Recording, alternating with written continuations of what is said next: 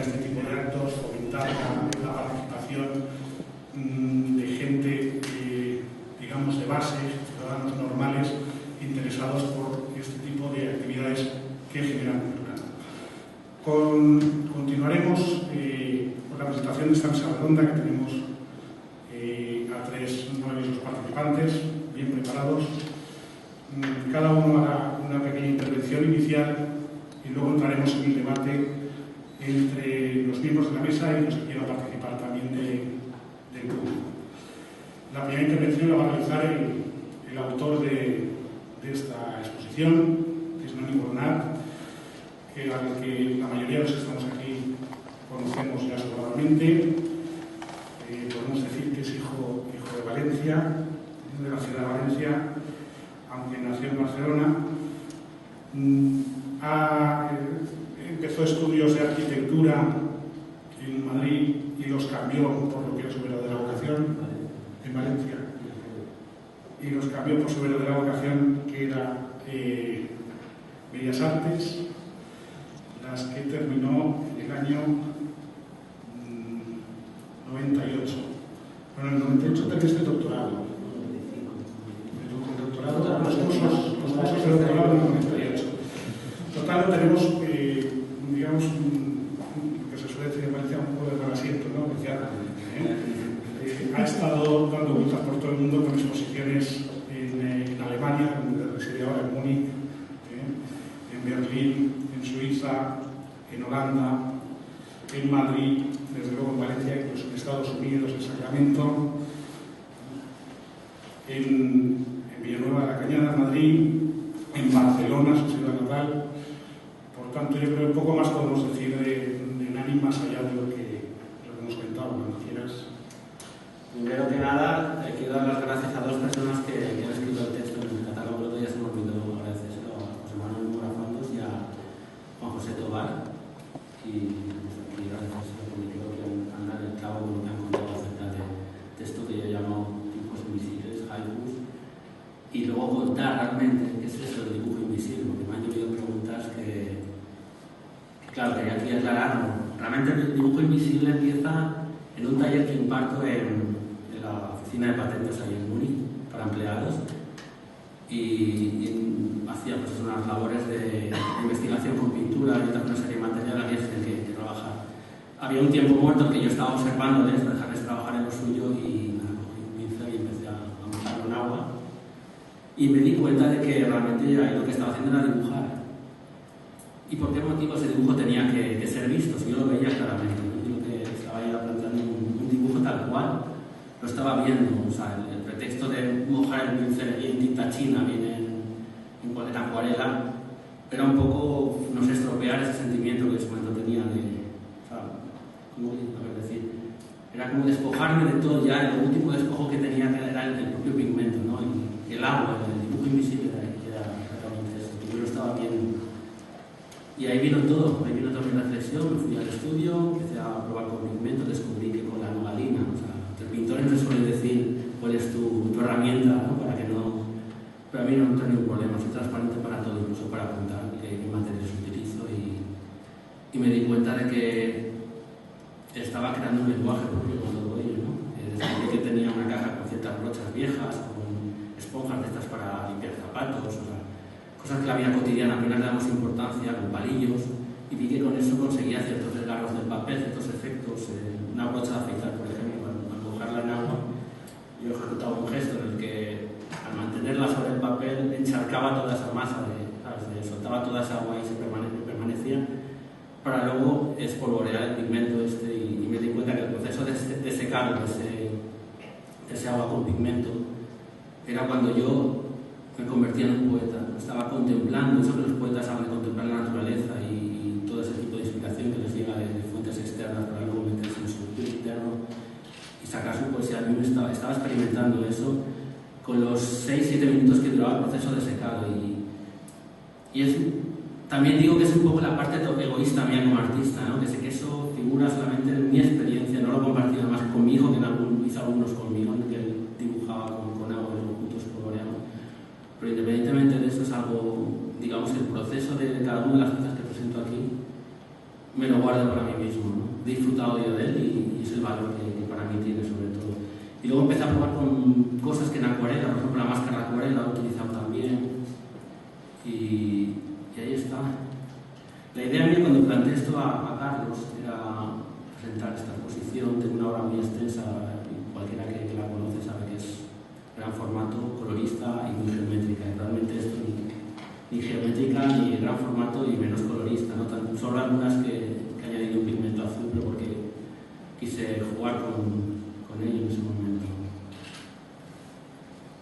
¿Qué más puedo decir de esto? Pues hay 29 piezas, son 30, porque también me considero que la número 30 es la que vamos a realizar hoy todos nosotros, ¿no? Esto es un haiku también que quiero establecer con tus compañeros, con vosotros, en el que hablemos del tema de lo que es el papel de la poesía y el dibujo, el estado ese intermedio que comparten todas las disciplinas artísticas, ¿no? Tanto la música como poesía, dibujo, escritura, literatura, o sea, todo. Creo que hay un estado interno entre el ejecutor que difícilmente se puede transmitir, o sea, es algo que forma parte de la experiencia de uno. ¿Qué más? Luego únicamente quería hacer dos aportaciones en cuanto a la definición de arte. Es algo que para mucha gente es difícil, pero yo con Nacho habla mucho de esto. Y realmente para los que nos dedicamos a estos oficios, definir el arte no tiene ningún secreto, no es nada difícil, únicamente se basa en la honradez, ¿no? En ser honrado con uno mismo y tratar de no vender el gato por liebre ni nada. Es decir, Borges decía una vez que acerca de la poesía, que la poesía era... El poeta jugaba, es un ser que juega, como todo ser humano, igual que el niño juega y se ilusiona con su juguete. El poeta juega con el lenguaje, juega con las palabras y se complace de ello, ¿no? En definitiva, el arte es eso, es jugar, es jugar. La experimentación es un juego. Te puede llegar a un momento muy triste, pero no deja de ser un juego. Yo estoy convencido de que Goya, cuando pintó las pinturas negras de los aquelares, con todos los trastornos que tenía de la guerra civil entonces, disfrutaba pintando cuando estaba frente al lienzo. Estoy convencido que disfrutaba de ello. Y nada, no sé si me enrollo demasiado, pero me ha hecho hablar. Luego pasaremos al coloquio. Ahora la intervención va por cuenta de Jorge Sebastián, que me va a permitir dar mi opinión sobre él. En los suyos oscuras, con independencia de que sea profesor de Historia y de Arte de la Universidad de Valencia, de que tengamos, que lo hayamos tenido en Mainel de director gerente, de que su doctorado versara sobre la representación femenina en el arte de corte español del siglo XVI, que no le quita el interés que ha mostrado sobre el arte más moderno con las actividades desarrolladas por la propia Fundación Mainel, de la que tanto tiempo ha formado parte. Yo creo que esto es lo más relevante que podemos contar de ti. Es más que suficiente. Bueno, pues yo quisiera empezar, por supuesto, dando las gracias primero a Nani por invitarme a participar en esta mesa, por supuesto a la Fundación Cursol también por contar conmigo para esta iniciativa, que tan importante es por muchos motivos y por algo que para muchos de nosotros es algo que ha estado muy dentro y que está muy dentro de nuestras vidas, como son la cultura y la solidaridad, la cultura y el apoyo a las personas en dificultades, sean del tipo que sean. Ojalá este tipo de iniciativas en la sociedad civil proliferen, ojalá la gente, los profesionales de la cultura, de la educación, nos veamos, de la creatividad por supuesto, nos veamos también empujados y compelidos a veces pues, salir de la torre de marfil en la que con facilidad podemos vivir un poco encerrados y a acercarnos a tantas necesidades que nos plantean en la sociedad contemporánea. Y sin más, a veces uno se presenta como historiador y la gente empieza a temblar de miedo ante la perspectiva de una disertación excesivamente, intentar llegar a las raíces y a los orígenes de todo eso. Es un defecto que tenemos y que a veces somos conscientes e intentamos evitarlo. Pero sí que quisiera dar unas pocas ideas que nos puedan entender, primero en este debate, en este coloquio, este haiku colectivo que dicen Ani que estamos haciendo aquí esta tarde, cosa muy cierta. Algunas ideas que nos ayuden a pensar acerca de lo que estamos hablando y acerca de lo que estamos viendo en las paredes que nos rodean. Y una primera cuestión que me parecía para la reflexión es la interrelación entre la pintura y el dibujo. Cuando vi por primera vez los dibujos de Nani, en cierta forma me quedé un tanto sorprendido porque no responden a lo habitual del dibujo. El dibujo, según lo canónico, según lo tradicional, es el trazo, el punto en movimiento, esa forma que se define pura y llanamente por su extensión y no tanto por su amplitud o por la mancha. En cambio, lo que estamos viendo aquí fundamentalmente son manchas, son volúmenes en expansión. Son, y adelanto la que creo que para mí es la categoría esencial en este caso, gestos. Huellas, registros de los gestos de la mano del artista y junto con la mano, como él ya nos ha comentado varias veces también, la cabeza, el pensamiento, el sentimiento, la mano como registro del pensamiento y del intelecto. Claro, una línea, y en ese sentido también una mancha, despierta nuestra imaginación, activan dimensiones que están latentes en una hoja en blanco y nos despiertan ese papel y nos despiertan, en cierta forma, la hoja en blanco que somos cada uno de nosotros en nuestro interior para descubrir la virtualidad de lo positivo y de lo negativo, del fondo y de la figura, del trazo, de la mancha, del contorno. Todo eso, ese proceso de despertar la imaginación es el que creo que Nani está intentando despertar en nosotros. Y es eso lo que, como ahora veremos, tiene mucho que ver con la actividad poética. Eso no quiere decir que pintura y dibujo sea esencialmente una misma cosa, aunque en algunos casos, como es aquí, puede resultar un poquito difícil diferenciarlas. De aquí serían características del dibujo, pues el aspecto casi monocromo. Has utilizado una tonalidad de manera muy predominante, además una tonalidad oscura que destaca sobre el fondo del papel blanco con algunos chispazos de azul. Eso es algo absolutamente típico del dibujo, es casi, diríamos, y además el uso del papel como soporte. Pero en el resto de cosas, tu dibujo es muy heterodoxo, tu dibujo se aleja bastante de lo normal del dibujo para acercarse a registros más bien pictóricos. Con todo, considero que tienen también algo en común, y es que nos hablan quizás más de una estructura que de un volumen. Nos hablan más de un querer entender, querer transmitir, querer compartir el sentimiento y la percepción de un gesto, y no ya tanto la creación de una imagen de la realidad sensible exterior, algo que podamos reconocer, pensar, bueno, se parece a, me recuerda a, es como aquello que son rastros, registros, como he dicho antes, huellas del gesto y del trazo, y que conectan con lo que, como él ya ha comentado varias veces, es fundamental en su caso, que es, por así decir, lo invisible.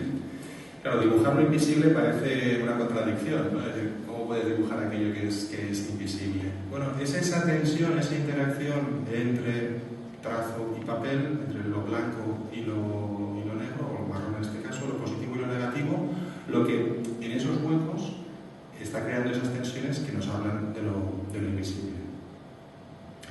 Por otro lado, un dibujo cuenta muchas más cosas acerca de sí mismo, de su construcción, de su estructura, que lo que hace una pintura. Normalmente contemplamos una pintura y nos vemos seducidos por el color, por el volumen, por la mancha, por el claroscuro. En el caso del dibujo, normalmente se suele presentar como una herramienta mucho más intelectual, y por eso es una herramienta común a los ingenieros, a los arquitectos y por otro lado a los artistas. Es lo que permite ese lenguaje común de estructura, de comprensión, de un mundo racional plasmado a través de elementos plásticos. Pero la línea también puede ser, y el trazo, como estamos viendo aquí, algo enormemente sensual, algo enormemente sensorial, en el cual quizás el aspecto racional se ve relegado o sometido nuevamente a la experiencia, al paso del tiempo, a dejar, y perdón por repetir la palabra, pero es que creo que para mí es esencial, el registro del gesto, la huella de aquello que ha sucedido durante unos minutos, como nos contabas ahora mismo, en el proceso de elaboración, con un elemento en parte azaroso, como pueda ser el agua, el efecto del agua sobre el papel, combinando la gravedad con tu propio movimiento de la mano, con la acción del pigmento, y la resistencia que ofrece el papel. En ese sentido, hablamos de piezas que son tanto, como en general pasa con el dibujo, autorreferenciales, refieren a sí mismas, a su propia naturaleza, a su propia fisicidad y a la representación, a un hipotético objeto externo de representación que, como decía antes, en estos casos no es nada evidente en la mayoría de los casos. Aunque me gustaría que hablásemos también un poquito de estas dos piezas de aquí y de su posible carácter representacional o no. Pero en fin, en cualquier caso, gesto, registro, el pasado, aquello que sucedió en el momento que tú estabas preparando estas obras, alguna de ellas en compañía de tus hijos, es lo que estamos aquí reunidos en la esperanza de que vamos a ser capaces de sentir no exactamente lo mismo que tú, o de alguna manera de ser testigos, de recordar aquello que tuvo lugar, aquello que sucedió y que nosotros estamos contemplando ahora en sus huellas. En ese sentido, me gusta mucho una cita de Matisse cuando decía que el dibujo pertenece al reino del espíritu y el color al reino de los sentidos. Bueno, tiene ese carácter, si se quiere, menos sensorial que el que pueda tener la percepción puramente cromática. En fin, uno podría decir todo esto, espero que esté resultando más o menos iluminador, pero el título era ¿y la poesía? ¿Qué tiene que ver la poesía con todo esto? Aquí es donde realmente es peligroso preguntarle a un historiador del arte de estas cosas, porque si miras la historia del Occidente, hemos entendido siempre, desde los antiguos griegos hasta el XVIII, hemos concebido las artes plásticas como un diálogo con la poesía, como un diálogo con la literatura.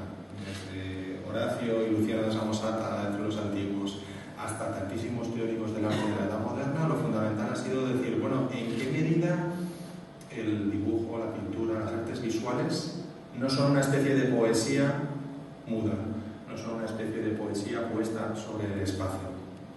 Y es un debate que nos podría llevar muchísimo, pero me resulta interesante, y más allá de que nos alberga una casa dedicada a la música, a veces es también interesante decir o recordar cómo esas dos hermanas, por utilizar una expresión de Enrique Andrés Ruiz, el poeta, que han sido tradicionalmente en Occidente la pintura y la poesía, en otras culturas no ha sido así. Es muy interesante ver cómo para los chinos, en la antigua cultura china, cuando se empieza a teorizar sobre artes plásticas, el otro elemento del diálogo, aquello a lo que quieren pensar que se parecen las artes plásticas, es la música. Por los ritmos, por las armonías, por las proporciones, por lo matemático que hay incorporado en la música, y que ellos es lo que toman como punto de referencia para sus primeras reflexiones sobre las artes plásticas. Creo que también conecta con lo que nos decías tú mismo, como en ese terreno de juego común que es la experiencia estética, a veces la sinestesia nos está llevando de la música a la pintura, a la literatura, a la reflexión del espacio arquitectónico, y bueno, estamos jugando dentro del mismo terreno una vez más. En fin, la verdad es que prefiero no alargarme mucho más. Simplemente creo que todas estas ideas que nos estás lanzando, ¿no? que creo tan sugerentes y tan bien plasmadas en tus obras, ¿no? Del dibujo de lo invisible, del dibujo a través de lo invisible, el juego entre lo positivo y lo negativo, nos ofrece abundantes ocasiones para disfrutar, para jugar contigo, esperemos, en compañía tuya, y para ahondar en eso común que nos permite experimentar esa naturaleza humana conjunta, esa experiencia humana conjunta que tenemos, en tu caso desde la creatividad, en el caso de muchos de nosotros, en el caso de siendo como públicos, siendo como espectadores, pero en una relación particularmente directa y, al menos en este caso, pues muy fructífera. Por lo cual, gracias por invitarnos. Finalmente, la última breve intervención la va a dar Ignacio Escobar, a quien no tenía el gusto de conocer hasta el día de hoy. No obstante, por el currículum suyo que me han pasado, es más sedentario que nadie, que se mueve más, que se mueve también bastante. Ha tenido una actividad fulgurante en cuanto a exposiciones se refiere, por las que me ponen aquí, tanto en Valencia como en la Galería, que tienes varias, en Madrid, en la Facultad de Bellas Artes, en Villanueva de Cañada, incluso hay una intervención tuya en Nueva York, y lo más relevante ha sido, para mí, sus exposiciones conjuntas con Dania, quien parece que conoce sobradamente y nos puede dar muchas pistas sobre la obra que tenemos hoy aquí, ¿no? Y todavía, a pesar de que consultando las obras suyas, en principio lo que es la temática que él trata en sus obras es más figurativa, como hemos comentado, más que la que aquí nos ocupa hoy. No obstante, le damos la palabra para que nos cuente cosas. Muy bien. Pues muchas gracias también, primero a Nanu por invitarme a venir aquí a participar de esta mesa, a la Fundación Cusol también, y me hace mucha ilusión también participar en este proyecto. Y bueno, también me alegro mucho porque efectivamente yo conozco a Nani desde hace muchos años, y precisamente las dos exposiciones a las que tú hacías alusión, una de ellas era en un homenaje que hacíamos a un tío suyo, Ramón Masierros. Y la segunda que hicimos conjunta se llamaba Especiografías, y era una especie de estudio que hacíamos muy libre entre la relación que existe entre el dibujo y la pintura y la percepción visual. Y yo precisamente pues, quería llegar a esa relación entre el dibujo y la pintura, entre el dibujo y la poesía. Y gracias a eso también, ¿qué puede tener esas dos cosas con las obras de Nani aquí expuestas o las que yo he podido ver durante muchos años en tu taller cuando nos veíamos? ¿Cómo existe esa relación a través de lo que yo considero que es la percepción visual? O sea, que es una especie de digresión que en principio va a parecer muy poco poética, pero que yo creo que va a explicar un poco mejor lo que yo pienso que es el valor de las obras de Nani. Entonces bueno, lo primero que quisiera decir es que podemos ver la relación entre el dibujo y la poesía desde dos niveles. Un primer nivel es quizás el más evidente, que es el carácter íntimo que tienen los dos. Un dibujo no tiene por qué ser íntimo obligatoriamente, la poesía tampoco puede ser un gran canto elegíaco, pero en principio parece que el formato de estas dos artes tienden hacia la intimidad, hacia lo delicado. Los dibujos tienden a ser pequeños, tienden a mostrar incluso los errores que no se corrigen como se corregiría en la pintura. Es decir, hay algo más de confesión por parte del autor y eso los vuelve más entrañables. Esta primera relación, digamos, en el carácter íntimo de las dos disciplinas, quizás sea más evidente, pero yo creo que hay otra relación mucho más radical, que es la que a mí personalmente, pues que la primera me interesa, pero es la que me interesa desarrollar aquí, que está dentro de la propia actividad de dibujar, de trazar líneas. Yo desde hace mucho tiempo he pensado que dibujar no solo es, lo estoy viendo ahora desde un punto de vista de un dibujo que dibuja una cosa, por ejemplo una silla, una mesa, un retrato. Para mí dibujar no solo es copiar simplemente lo que hay delante, hacer un dibujo, una silla, sino que esa imitación va más allá, es la imitación del propio mirar. Es decir, que lo que se está realizando es una imitación de los procesos mismos de la mirada. Esto necesita explicarse un poco porque, así dicho, puede sonar bien, pero es un poco difícil de entender. Digamos que yo esto lo llamo especiografía, que significa escritura de la mirada. Cuando nosotros vemos las cosas, en realidad no las vemos de una manera directa. No es que tengamos una ventana que la vemos de repente viendo el mundo y se nos aparece. Las vemos de una manera indirecta. En realidad nuestro cerebro es como una especie de dibujante también, investigador, que lo que intenta es hacer un retrato robot de la realidad. Y para eso necesita de un testigo que le cuente cómo es el rostro de la realidad, cómo es exactamente, con todos sus pormenores, y también, sobre todo, cómo es el carácter de la realidad, porque la realidad puede presentarse bajo muchos aspectos. Ese testigo, en el caso del dibujo, y más allá del dibujo también se da la pintura, pero bueno, estamos hablando del dibujo, es la luz.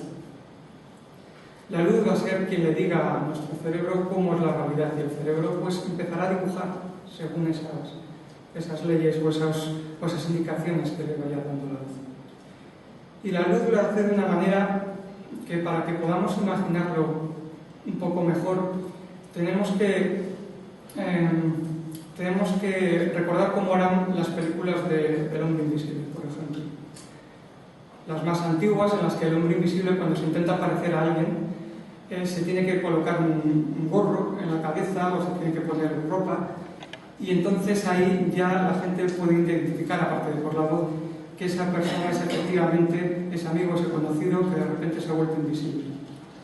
Según va avanzando la técnica del cine, intenta que cada vez se vuelva más perfecta o bien poniendo esa representación, o bien poniendo más ropa, o bien mediante efectos de ordenador porque cae algún tipo de líquido y entonces se ve mucho mejor la figura de la persona.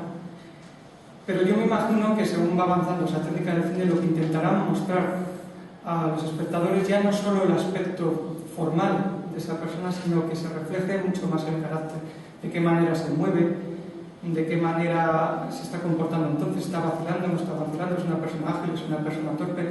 Es decir, que ya no solo nos quedamos en lo superficial de la forma, sino que estamos intentando entrar en el carácter. Pues bien, eso es lo que precisamente ocurre con la luz cuando nosotros vemos las cosas. La luz es como una especie de vestido sutilísimo que cubre todas las cosas y que no solo las cubre, sino que además las refleja y nos informa gracias a esos reflejos a nosotros cómo son. Dependiendo a cómo sea un reflejo u otro, pues veremos unos colores, veremos otros. Evidentemente solo vamos a ver la superficie porque la luz no entra dentro de los cuerpos, pero lo que recibimos es una cantidad inmensa de detalles. Sin embargo, a pesar de toda esa cantidad de detalles que recibimos, que nos pueden decir con muchísima fidelidad cómo es la forma de la realidad, nosotros a través de ello no nos quedamos en el caparazón, sino que intentamos también saber cómo es el carácter de la realidad, de la misma manera que los personajes de la película quieren saber cómo es el carácter de ese hombre invisible. Queremos saber cómo es en realidad la realidad detrás de esa apariencia o de ese vestido tan hermoso que es el que nos muestra la luz. Por otra parte, ese vestido, como digo, es muy complejo, es decir, nos llena de datos. Y el hombre que está ahí en el cerebro intentando saber exactamente cómo es el retrato robot, tiene que decidir cuáles son los datos más importantes. Porque claro, si los coge todos por igual, de repente es como una especie de gazpacho que no te informe, que no te puede decir nada. Y ese hombre lo que empieza a distinguir son los bordes, son los contrastes más evidentes, son las cosas que nos pueden proporcionar de una manera más rápida y más directa la situación, la forma, de nuevo el carácter de lo que estamos viendo. Y eso, efectivamente, no digo que ese hombre dibuje, no lo estoy diciendo solo de una manera, digamos, poética también, sino que yo realmente creo que la relación entre el dibujo y la percepción visual es muy estrecha. Nosotros cuando dibujamos una silla, una mesa, un paisaje, estamos precisamente decidiendo qué cosas son las más importantes para reflejarlas muy escuetamente. Pensemos, por ejemplo, en cuántos dibujos hemos visto en muchas ocasiones de retratos o de paisajes que son unas pocas líneas. Y con esas pocas líneas nosotros nos hacemos la idea de un montón de cosas que hay detrás de ello. Esas pocas líneas nos están sugiriendo, tiene una capacidad de sugerencia enorme. Y eso, es a donde voy, es precisamente poesía. Porque la poesía consiste en eso. Consiste en, a través de unos pocos materiales que se tienen, pero que se consideran muy importantes, sugerir todo un mundo. Sugerir cómo es ese mundo y sugerir además cómo es el carácter que esas acciones nos pueden provocar. Si además nos damos cuenta de cómo es la actividad del dibujo, el dibujante no solo nos está mostrando la silla que está viendo, no solo nos está sugiriendo eso, sino que nos está mostrando también cómo la ve él. Estamos situándonos en su mirada. Con lo cual tenemos una serie de elementos que son muy enriquecedores y que nos dan unas enormes posibilidades de expresión. Claro, eso es poesía pura, bajo mi punto de vista. Si damos un paso más allá, ya no nos fijamos solo en el dibujo como un dibujo como representación, podemos llegar a lo que está haciendo ahora mismo Nani. Jorge indicaba que esos dibujos aquí son dibujos gestuales. Pues precisamente esos dibujos tienen una carga emocional, por lo menos así lo veo yo, muy grande. Es decir, están sugiriendo muchas cosas, muchos sentimientos además que son personales, está su vida incluida en ellos. Está además una elección de cuáles son aquellos que tienen más capacidad de sugerencia. Y lo hacen con muy pocos elementos también. Son pequeños gestos, son pocos colores, pero están muy concentrados. Por lo tanto, estamos hablando exactamente de la misma cosa. ¿Qué más da si lo que estoy haciendo sea dibujar una silla o dibujar mis propios sentimientos? Si consigo sugerir, si consigo mediante esos pocos elementos, sea una palabra, sea una línea, sea una mancha, sugerir tantas cosas, ¿en qué terreno estoy? Pues estoy en el terreno nuevo de la poesía.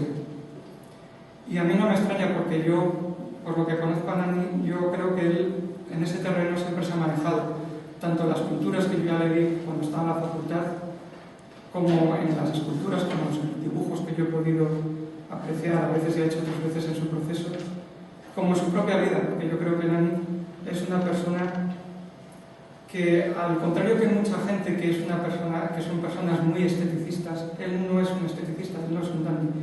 Él vive la vida no de una manera estética, sino de una manera más profunda, la vida de una manera poética, yo creo.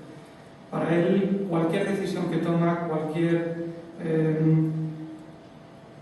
sea en su vida como en su propio arte, siempre tiene una carga. Vamos, yo lo he visto así siempre, yo creo que siempre ha sido así, una carga poética. Y por eso mismo a mí no me sorprende que haya decidido realizar estas jornadas, todo lo contrario, me alegra mucho. Y ahora sí que empezamos un coloquio bien de... Preguntaba sobre estos días que se han hablado. Yo suelo invitar a obra antigua mía siempre a participar en exposiciones o algo. Y he elegido estos dos dibujos, son de 2003 y tienen mucho que ver. O sea, prácticamente no es que ni siquiera sea una evolución a esto, sino que yo cuando los observo pienso que lo realicé ayer. No forma parte del pasado, sino que... Y era un taller que tuve, un estudio que tuve en Madrid, en Olivar, y tras muchas jornadas ahí combatiendo con la geometría, con la forma que decían para la época de Pampa de Pueblo, que bueno, Nacho lo conoce bastante bien. Pues sacaba unos momentos para mi recreo personal. Mi recreo personal consistía en salirme al parque, al Olivar, sacar bien las acuarelas, sacar bien tintas chinas y empezar a buscar eso que mi cuerpo necesitaba, que es la figuración. O sea, siempre me he mantenido en ese estado en que hago abstracto, pero por otro lado tengo nostalgia de la figuración. Vengo de una formación, mi formación es figurativa principalmente. Y... no puedo más puedo decir.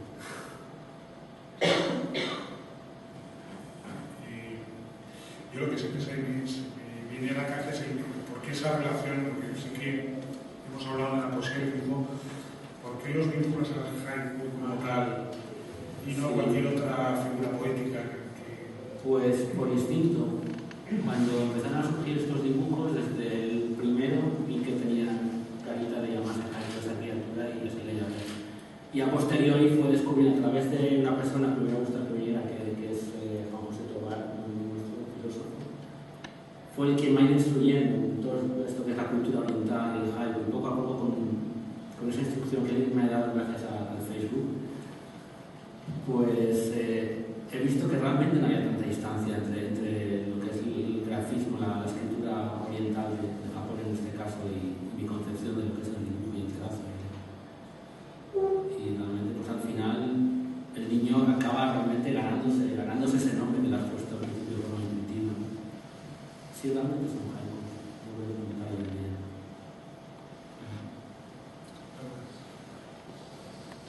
Yo entiendo una curiosidad técnica en algunas de ellas, el tema de las reservas, lo has mencionado antes, ¿no? Esa facilidad para crear los contornos absolutamente limpios. Y ¿es algo que te encuentras por el camino o es algo que es bastante racional, es bastante buscado? No, surge a base de conocer los materiales. Realmente todos estos papeles que están amarillentos son fruto de un encuentro que tengo yo con unos viejos blogs en concreto de mi periodo de facultad. He estado 20 años ahí embalados.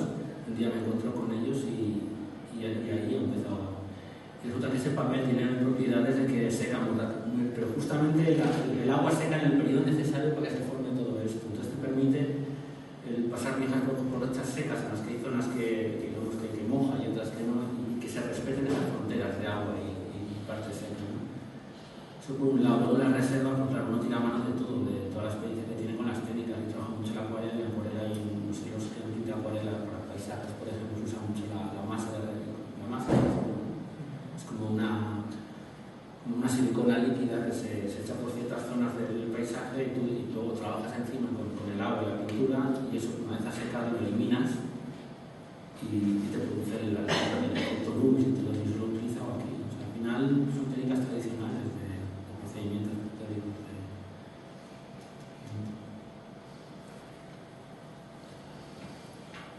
Quería comentar una cosa sobre el color que me olvidé preguntarte antes. En general, todos los dibujos que hay aquí son monocromos, que eso, bueno, además es muy parecido, por lo menos a mí me recuerda mucho también al dibujo oriental, pero tienes en algunos unas pequeñas referencias de color, hay unos azules que me parecen muy bonitos, muy delicados, no sé, ese pequeño contraste, a mí personalmente me parece precioso. ¿Eso cómo ha surgido? ¿Ha sido de manera casual o ya lo tenías pensado? ¿O como has dicho antes, quizás era por restos de agua sucia, que tenías de otros colores, de otras acuarelas que has hecho? El caso de la fruncia que hay, realmente yo trabajaba con la caja de pinturas al lado, con un material, entonces no dejan de seducirte. Es un bote de azul, de pigmento azul, no sé cuál es el nombre, con un lápiz láser y ese anillín azul. Y nada, lo que he dicho antes de Borges con la poesía, o sea, dejas en un juego, en el juego pues todo es posible y cogí, bueno, voy a echar azul y probaré aquí, en su cierta medida, ¿no? Luego hay uno en concreto que tiene también lo que decía Nacho, tiene como un agua de color y simplemente lo que he hecho ha sido mojar, después de trabajar con acuarelas y otras cosas, el agua estaba sucia y me daba transparente, mojaba en ella, ¿no? Sí, como un niño que juega, es muy gratificante el trabajo, ¿no? Y me ilusiono con ello, es decir que... Sí, pero jugar, hay que saber jugar. Me pongo yo a jugar y no sabe lo mismo ni muchísimo. No, pero jugar en el sentido de la complacencia, o sea, complacerse jugando. O sea, el hombre, el ser humano es un ser que por naturaleza se nace hasta que muere juega. O sea, es verdad. O sea, los propios hobbies, el bricolaje, los muebles de Ikea, el secreto del triunfo de Ikea es que realmente tú te lo llevas a casa y te montas tu mecánico con el mueble y cuando lo consigues montar bien, pues te sientes una persona afortunada y feliz, ¿no? Y es así, o sea, al final el juego está en todo. O sea, los mismos coleccionistas de arte. Yo me los imagino en el patio del Herrero, su colegio cambiando cromos de fútbol. Esos cromos de fútbol hoy en día son obras de arte, ¿sabes? El coleccionista es una persona que juega. Todo lo está cirujano, yo creo que con toda la rectitud de exigir nuestro trabajo, pero yo creo que también lo hacen bien precisamente porque juegan. Esa actitud de juego del niño la tiene, eso es importantísimo. Eso yo creo que es vital en el ser humano. Y es uno de los secretos de la felicidad. Porque yo vuelvo a lo mismo, técnica. No puedes dejar de ser el que eres, no puedes dejar de llevar en la mano y en la vista y en tu trayectoria todo lo que llevas y evidentemente eso se manifiesta. Pues eso te da facilidad luego para que las cosas salgan más fácilmente. De todas maneras, cada uno de ellos, en varios se puede intuir alguna reflexión, en otros no tanto. Centauro, ¿no? En otras inscripciones tienes a lápiz puesto, pero son varios Fukushima, ¿no? Me imagino que será de la Sí, Fukushima hay dos de ellos que me pidieron participar en la exposición de un Taiyo Aifu, que es un poeta japonés que hay en Múnich, hizo una exposición. Yo no estoy muy metido, pero no eran haikus, eran goyoshi, que es otra especie de poema, no me digas lo que no sé la combinación de sílabas que tiene. Y el proyecto era muy Fukushima, Y luego el de Centauro, pues es curioso porque fue cuando empecé a investigar, el primero que empecé a probar la máscara esta de acuarela, y Centauro, pues mira, además es aquí de Valencia, porque me estaba leyendo el 400 de la París, de Rafa Ibáñez, y pues el Centauro, que lo haya leído, si quién es el Centauro Madariaga, es un personaje, y pues puse luego, podría haber puesto mi nombre de mí, entonces surgió, pero jugando.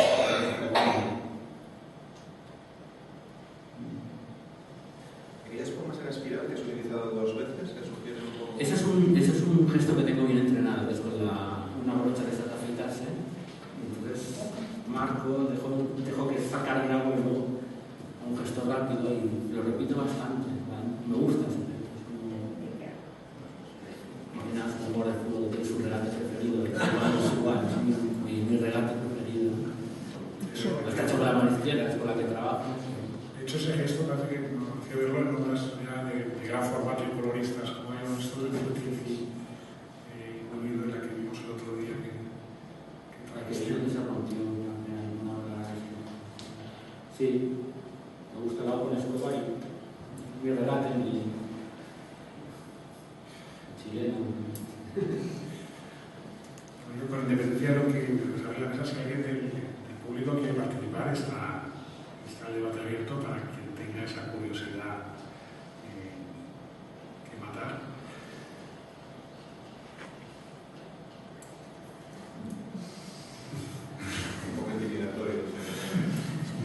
Yo creo que sería interesante que explicaras un poco más detalladamente cuáles son los materiales que utilizas para contar, por ejemplo, que vas a hablar ahora de la brocha. Como también has trabajado muchas veces con la pintura, con módulos que realmente eran piezas que ibas utilizando como plantillas, que ibas variando en cada una de las. Cómo eso deriva en esto otro, porque yo creo que esas cosas, para el que no ha participado de eso, no lo sabe, resultan muy interesantes y muy curiosas. Sí, toda mi pintura en un principio se basa en dos partes fundamentales, ¿no? Primero lo que hago es asociar lo que es el lienzo en blanco y a base de estarcidos con tintas chinas, un poco trabajo el cuadro horizontal, como un poco más hacia Jackson Pollock, ¿no? Luego tratado de manchado. Entonces creo una atmósfera sobre que luego voy a reflexionar mucho, siempre con 3 o 4 cuadros a la vez. Y sobre eso ya empiezo a componer con, digamos, una pintura plana y geométrica, a base de plantillas que son, no sé, cosas que voy recopilando. Tengo cajas con cuadros más curiosos, ¿no?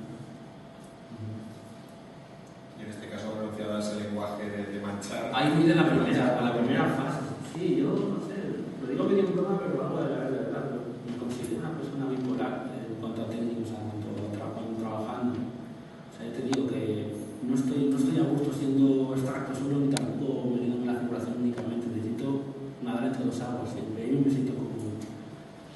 Me pasa en toda la vida también. Mucho lo sabe. Circulo de mal asiento, pero con los años te das cuenta de que desde que soy un niño soy así en mi personalidad y me está funcionando hoy en día. A nivel personal, creo que eso estoy sacando fruto en mi trabajo.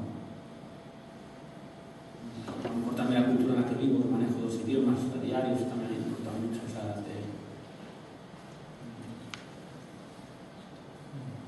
Yo tengo una pregunta, Nani, aprovechando que tu experiencia internacional y tu colaboración en talleres, que yo creo que en el mundo del arte también, como en otras disciplinas, se producen mucho pues las tendencias o las modas que sirven también de inspiración para el trabajo de los artistas y demás. ¿Qué tipo de cosas ves en tu entorno en Alemania que se están haciendo ahora mismo y que te resultan inspiradoras o crees que pueden ser? Porque aquí hay mucho de cultura japonesa o asiática que clarísimamente marca un hilo conductor, ¿no? Una especie de argumento, ¿no? ¿Qué más cosas puedes estar viendo en esos talleres o con otros artistas alemanes? Pues la verdad es que hoy mismo ayer cuando pasé por el centro pensaba y me di cuenta de que realmente el enorme potencial que hay en esta tierra, ¿sabes? Y aquello yo lo veo muy plano, como ya lo veo en un escaparate muy plano. O sea, llegas aquí y ves el alto nivel que hay en cuanto a la alfarería, la cerámica y todas las tradiciones artesanales de aquí, los gremios, y es algo que no sé si aquí sois conscientes de lo vital, importante y potencial enorme que hay artístico. Eso en Alemania no se da. Alemania es un escaparate, sí, de cierto modo. No estoy yo muy contento con lo que veo ahí. Veo aquí en España y hay mucho que decir, más en Valencia, en la zona de Valencia. O sea, yo veo el panorama de lo que era hace 20 años o 10 años, aquí en Madrid, donde estudié la carrera, o pues aquí en Valencia, y veo que había mucho, o sea, únicamente ya solamente la participación en las exposiciones, las inauguraciones que ves gente de todas las edades, aquí me refiero, y de allí no lo veo tanto, no creas. Es Múnich, no es Berlín, hablo de Múnich. ¿Y qué tal otra? Y quizás tenga que ver con la luz que decía Ignacio, ¿no? Que aquí es diferente y quizás es más inspirador. Yo, mira, una vez lo pensaba, yo me acuerdo de muy pequeñito con mi madre, acompañando a mi madre, a mi tía, a mi abuela, que están aquí Basílica de la Virgen, a San Nicolás. Allí era un niño de 4 o 5 años que mirabas arriba y te encontrabas con frescos de Palomino. O sea, eso se mete aquí. Eso se mete aquí, forma parte de... Entonces digo, de pequeño ya, pues cuando dibujas piensas en todo lo que ves. Y eso, narices, aquí tenemos un potencial muy fuerte. Sí. Y eso no hay que perderlo. Bueno, o sea, los profesores de algún aquí de colegio, de instituto, esos talleres de manos, no sé si existían los talleres de manises, de cerámica, eso los chavales tienen que ir a verlo, tienen que ver lo que es la alfarería, porque es muy importante, es vital. Las culturas se basan en eso. O sea, hoy en día hay mucha escultura con luces de neón, con materiales que son planas, no dicen nada. Prefiero ver un botijo bien trabajado, que se ven las huellas, se ha cocido como luego se hace alguna terracota, ¿no? Y eso en Alemania no encuentras.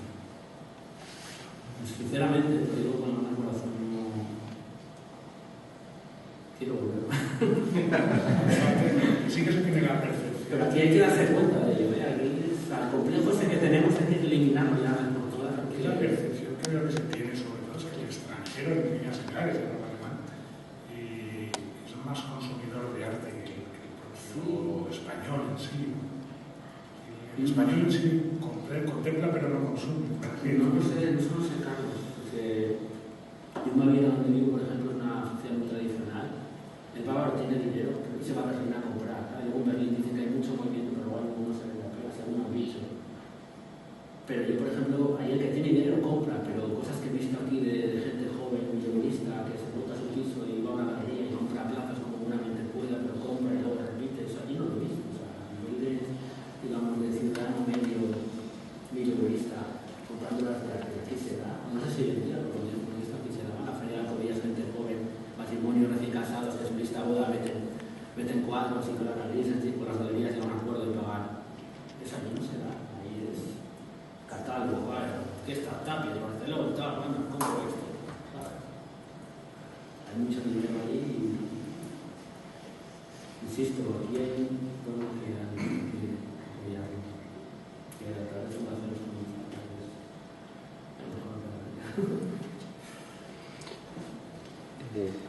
me ha gustado, no sé, me parece muy sugerente.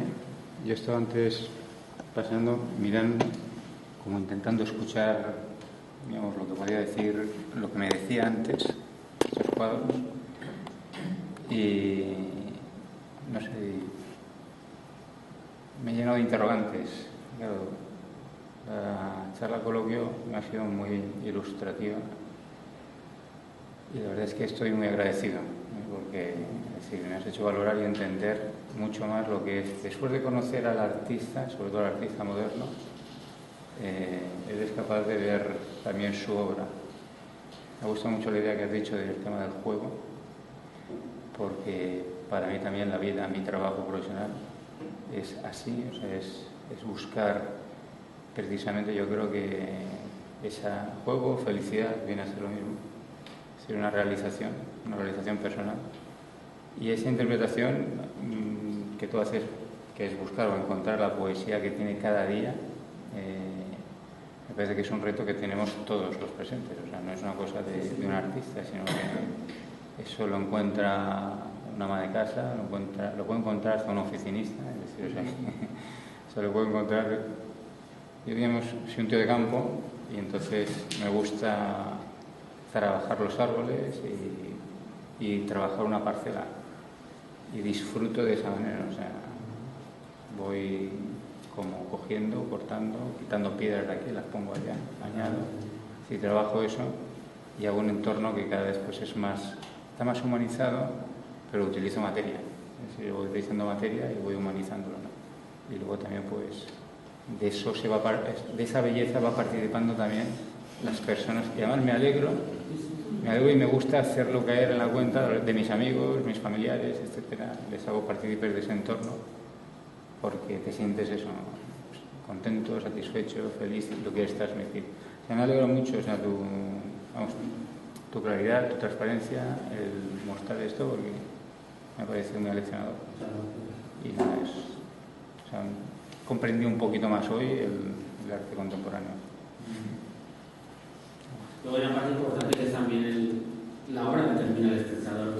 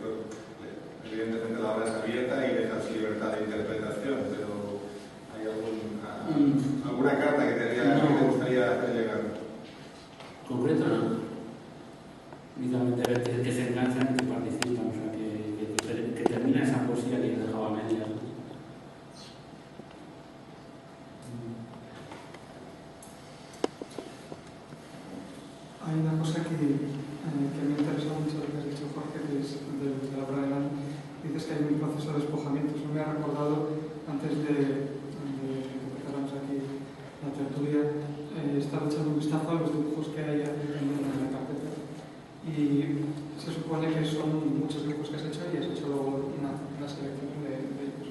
Y yo, en cierta manera, sé que, no sé si es así o no, pero me da la sensación de que sí que existe ese proceso de despojamiento. Es decir, que yo veo que esos dibujos quizás son más complicados, tienen más, en el sentido de que tienen muchos más detalles, ¿no? Porque sean complicados de hacer. Mientras que estos, precisamente, la virtud que tienes que están mucho más condensados, con muy pocas cosas, están diciendo muchas cosas. ¿Tú crees que eso es así? O... No sé, yo creo que estás acabando la poesía, que déjame de decir. Sí, que tampoco me costó mucho seleccionar, me importa a mí ser distinto, pero tienes amigos que eran un total de 70 y tantos y todo pasa a los cercanos de pintura, todo pasa en todo que van. No lo sé. Una cosa intuitiva. Intuitiva y intuitiva.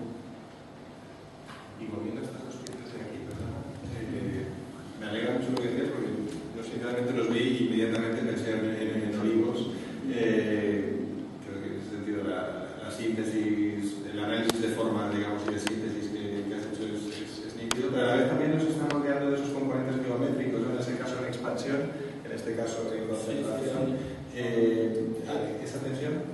Por un lado son juegos con la brocha, ¿sabes? Estas brochas para pintores parece que son como de goma espuma, es un trazo muy limpio, es muy metódico una de ellas y lo que decía, necesito manchar, contaminar ese papel antes de trabajar.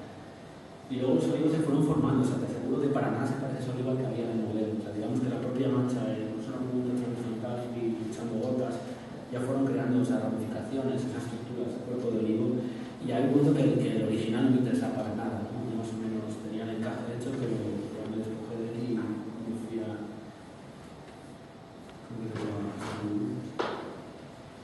No creo que fueron tan rápido, no recuerdo ahí reflexionando mucho, metiendo... Me acuerdo que cogía el lápiz y atacaba, incluso trabajando con la mano derecha en muchos casos, buscaba esa espontaneidad de la mina rota, ¿sabes? No sé, como un gesto primitivo también, por eso que yo estudiaba en esta vida. Pero era mi recreo, era cuando dejaba de trabajar con la tapa de polvo. Yo creo que con esto, si no hay ninguna reflexión, podemos dar por concluido agradeciendo a todos los participantes, los ponentes que hemos seguido aquí, que nos han clarificado mucho, no solo sobre la obra de Nani, que también la hemos analizado al final, sino sobre esa vinculación entre las artes, tanto la poesía como la música que interviene incluso en esta misma casa. Y agradecer la presencia de todos los que estéis aquí. Agradecer también no solo el apoyo al artista o a los ponentes que puede venir, sino al arte real. Este es el apoyo real a cualquier cultura, a cualquier arte que es participar de este tipo de eventos.